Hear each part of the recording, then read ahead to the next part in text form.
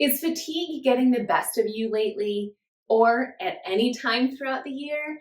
If so, there are 3 strategies that you can choose to implement to help improve the way that you're feeling, improve your energy, and reduce fatigue. So I'm going to go through each one of those options with you, and every time you're feeling fatigued, you can choose which one is the best fit for you in that moment.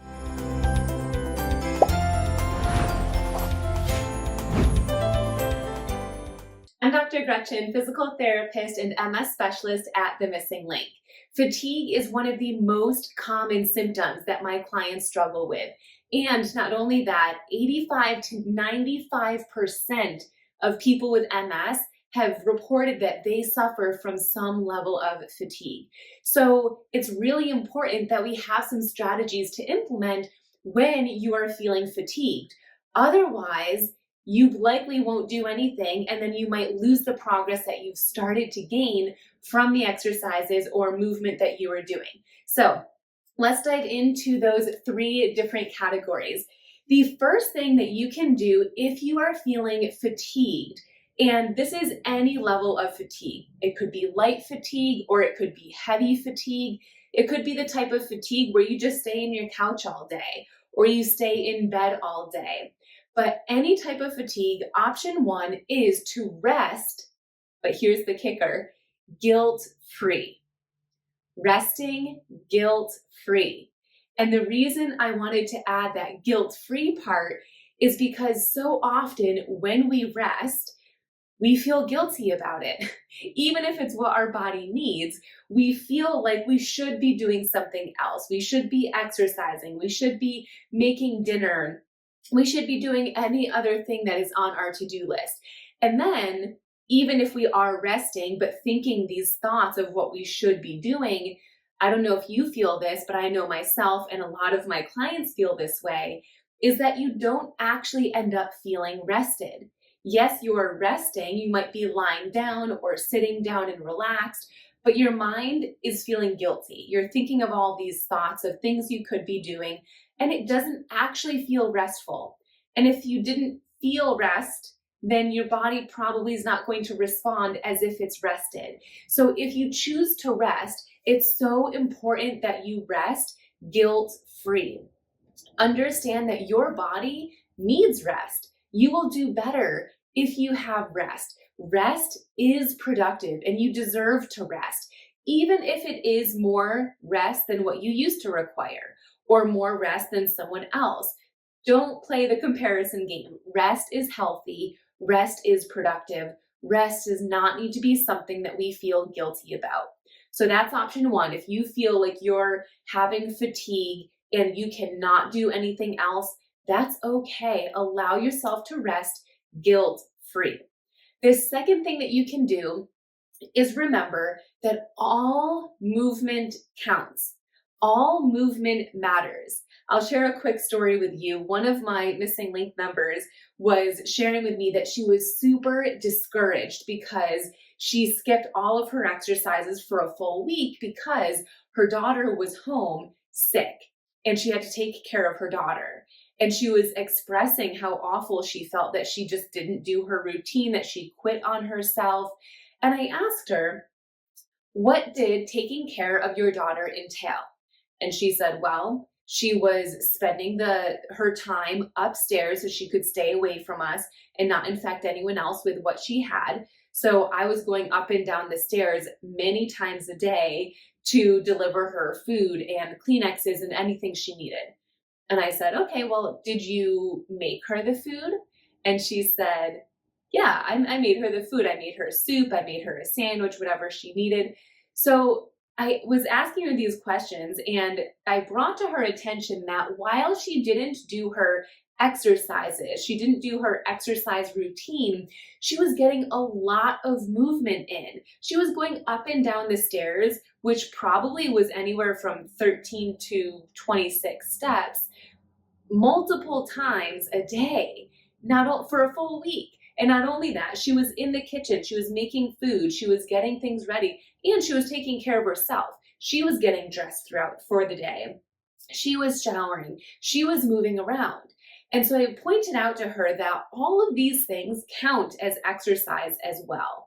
So if you're going through a period where you feel disappointed in yourself because you haven't done your exercises, well, that's okay. Ask yourself, even though you haven't been doing your exercises, what have you been doing? Have you been getting out of bed each day? Have you been getting dressed? Have you showered at all? Maybe yes, maybe no. Showering can be really fatiguing with MS. Have you walked around your house? Have you had to drive anywhere? Did you have to go and get into and out of your car? Did you go get the mail? Have you cooked any food? Have you gone to the bathroom? Going to the bathroom alone requires sitting down and standing up several times. So think about all the things you have done, and you'll start to feel better and more accomplished about yourself. And when you're feeling that way, you're more likely to get back on track once you are less fatigued. Now, the third option that you can do is my favorite option, and this is exercise. I know that this often sounds counterintuitive because you might assume that exercise would make you more fatigued, but there's tons of MS specific research that shows that if you're exercising in the right way, it actually can not only reduce your fatigue, but also improve your energy and improve your strength and your balance in walking, etc. And the kicker is if you're doing it correctly. So many of us think that if we are exercising, it has to be high intensity, or it has to be the same level that we did yesterday or the week before. And that's not true. The type of exercise that is going to be beneficial for fatigue is light to moderate exercise. I personally focus on the light exercise. I rarely get to the moderate. Light exercise. And not only that, but you can do it from anywhere. So the reason I'm sitting here right now is because I'm going to demonstrate some exercises that you can do from a chair. So if you're very fatigued and you're sitting on your couch all day or in a chair all day or even in your bed, you can still get light movement in. And before we get to the exercises, one final thing I want to say is that sometimes this takes a change in our mindset. We might be thinking that what we're about to do isn't exercise. Oh, that's nothing. That's too light. I used to be able to do X, Y, Z. But when we're talking about fatigue and improving your fatigue, it has to be light. Anything too intense would make it worse. So we need different strategies for different days. So let's dive into it. First and foremost, this whole time while I've been talking to you, I've been sitting upright, unsupported, meaning I am not touching the back of the chair and I'm not touching the armrest either. I'm unsupported, meaning I'm using my core muscles, my belly muscles, my side muscles, and my back muscles just simply to stay up in this position. That is an exercise. So if you want to practice these exercises with me, go for it. But if not, I would encourage you to at least sit up tall as you finish watching this video so that you can get some movement in for your core, whether you're able to hold it for 30 seconds or 5 minutes. Anything is good. So first exercise is just sitting up tall, unsupported. If you need support, you absolutely can put your hands down on the chair, on the armrest, wherever you need. And ideally, you're engaging your core in some way. You're not just letting your belly hang out and slouching. You're up tall. You're bringing your belly muscles in. So that's one of my favorite hidden, sneaky exercises. But let's actually get supported now. So you can prop some pillows up so that you're not too reclined and scoot all the way back. The goal here is that you feel relaxed. You can let your belly hang loose. You can let your legs just flop and relax. You should feel comfortable because remember, this is a day where we're feeling fatigued and we might not have the energy to stay here very long. So I like to start with my upper body. And you'll notice I've done several of these exercises before in a different capacity and different way. Upper body exercises I usually like to do for cardio or aerobic exercise, but when we're talking about fatigue days, I like to do them for some upper body movement and strengthening, not necessarily cardio. So you're just gonna sit reclined, your belly can be relaxed, or if you want, you can tuck it in, you can engage those muscles a bit. Hands are just going to be closed. Don't squeeze them, just close your hands.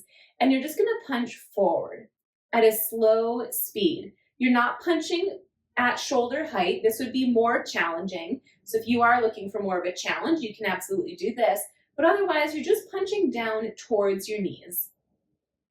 Just slow and controlled. And there's no number that we're shooting for here. We're just aiming for movement. If you want to add some more movement, you can add a twist. So instead of punching your right arm towards your right knee, you're going to punch your right arm towards your left knee. And you should notice that you start moving in this diagonal. So it's a little bit more movement for your core. Just slow and steady. We're not going too fast. We have no ideal pace, no ideal number of repetitions, whatever feels good for our body. So those are some forward punches, regular and rotation. We could do bicep curls. So I'm just throwing a bunch of ideas at you right now. You can pick which ones you like and then put them into a routine or just do one of them. It's totally up to you. You don't have to do all of these. I just want you to have as many ideas as possible. So some bicep curls. These are engaging our shoulder muscles, our upper arm, elbow, forearm, even our wrist and fingers. So arm curls. We could do overhead press, just like this. We could do rolling punches at a slow pace. This will work your shoulders for sure. It even works your core a little bit. And we could go backwards. We could sit up tall again and reach down, kind of like diagonally down towards the outside of our foot. And we're reaching and reach and reach. If you feel like you need a stretch, we could actually just tip our body to one side, then come back up, tip to the other side. If you want, you can add an arm. Not necessary, but it will increase the stretch more on the side. So any type of side bending. We could twist, and there's two ways to twist. You can use the armrest to help you turn, so your arms are helping you turn as far as you can, and then the same thing on the other side. Or if you want more core strengthening, you don't hold on. So you can have your hands on your belly, you can have your hands here, wherever you want them, and twist as far as you can go, but don't touch anything. That requires much more core strength. And twist. So there's lots of different core exercises that you can do from a seated position and upper body. One of my favorite upper body as well is our upper body jumping jacks. So it's just our arms coming all the way up and down. And I'm sitting upright right now because if I were reclined, I'd be hitting my armrest. But if you are in a chair that doesn't have armrests, or even if you are, you could just do the upper part of the movement. It doesn't have to be the full thing. All of these movements should be light exercises, and they should actually increase your energy over time. Let's move on to some leg options. So again, we're reclined, we're relaxed, we're just hanging out. We're just gonna lift in mini marches. So I'm not lifting as high as I can. All I'm trying to do is lift one foot up off the ground and then the other. I won't get on a soapbox right now, but if you try to lift a leg and it doesn't move at all, it's okay. You should still practice this exercise. And the reason for that is because the only way to get improvement in that is to keep practicing it. Your brain can find a new neural pathway connection from your brain down to your hip flexors to allow you to find a way to make that work. But the only way to improve it is to continue practicing, even if there's no movement. So when you do this exercise, it might look like this. But you might see my thighs tightening then relaxing, but they're not leaving the ground. That's an okay option. So that's mini marches. We want to do mini leg kicks. So just kick your legs straight and then back. We're just going nice, slow, and steady. We're not necessarily aiming for full motion where we're fully straightening. You can if you want to. That would be a more advanced version, but you don't need to. We're just trying to wake up our muscles and our neural pathways, our endorphins, our circulation, you name it. So this would be leg kicks. We can do some knee slides. And so knees come to one side and then the other. So your heels move one way as your knees come the other way. This is a great option for hip rotation, which can help with low back pain. So knees go one way, feet go the other, and then vice versa. So this would be a good option. You could do it on one side, so just one knee going out and in, and then the other side. So there's tons of variations. Another option, if we scoot a little bit more forward towards the edge of our chair, sitting up tall, abs are engaged now. You're going to open your knees and close your knees fully. So both parts are an exercise. Opening will strengthen your gluteal muscles, and closing will strengthen your inner thigh muscles. So it's an open and close, open and close. Opening might be harder for you, or closing might be harder for you. It's really going to depend on what your muscle strength is like and what your muscle flexibility is like. All right, so those are some of my favorite leg-based strengthening exercises. Of course, we can also do balance as well. So if you open your feet just a little, we can practice reaching forward or diagonal. We can reach in any direction up. This is going to work our balance and our weight shifting. Maybe we reach down for the ground on both sides, just slow and steady. If my pace is too fast, go slower. If it's too slow, you can go faster. When you're feeling fatigued, it's all about doing what feels best for you. The last thing I want to discuss is stretching. It's okay to just get some stretches in. So maybe we want to get a hamstring stretch where you sit up tall and hinge, and you're getting this stretch right back here. If you had a cane or a non-stretchy strap, you could hook it around your foot and pull towards you. If you are looking for an inner thigh stretch, you could move this straight leg out to the side and hinge forward, and now you'd be getting an inner thigh stretch. If you want an outer hip stretch, you can either cross your ankle like this, so one leg crossed over the other ankle, sit up tall and hinge, or for a more advanced version, you grab, sit up tall, and hinge. Either way, you'll feel the stretch on the outside.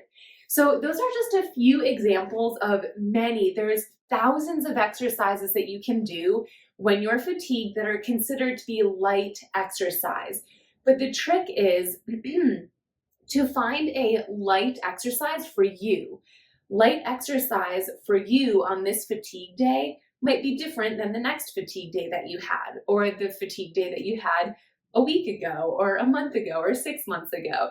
So it likely will be different exercises each time, but hopefully this gives you lots of ideas of some light movement, some upper body, some core, some legs, and some balance-based exercises and weight shifting. Again, you do not need to do all of them. You truly could pick one exercise and just do that. Or you could pick 2 or 3 or 5. But you don't have to do all of them. Just pick what feels good to you and just get your body moving. I hope you enjoyed this, and I hope you're able to save this for later. So if you're not having a high fatigue day today, but maybe you do tomorrow or next week or next month, next year, you're able to come back to this and remember several of these ideas. When it comes to the number of repetitions or sets, I'll just remind you again, we're not shooting for any number in particular. Just do what feels good to you. If you were doing the forward punches, as soon as you feel like, okay, that's enough, great, rest. Maybe it was only 5 repetitions. Maybe it was 50. Whatever works for you. We're just trying to listen to our body when we're fatigued and moving with these light exercises. So I hope you found this helpful. If you're looking for more exercises like this, I always have tons of them in my online MS Wellness program, The Missing Link. But until next time, have a great rest of your day.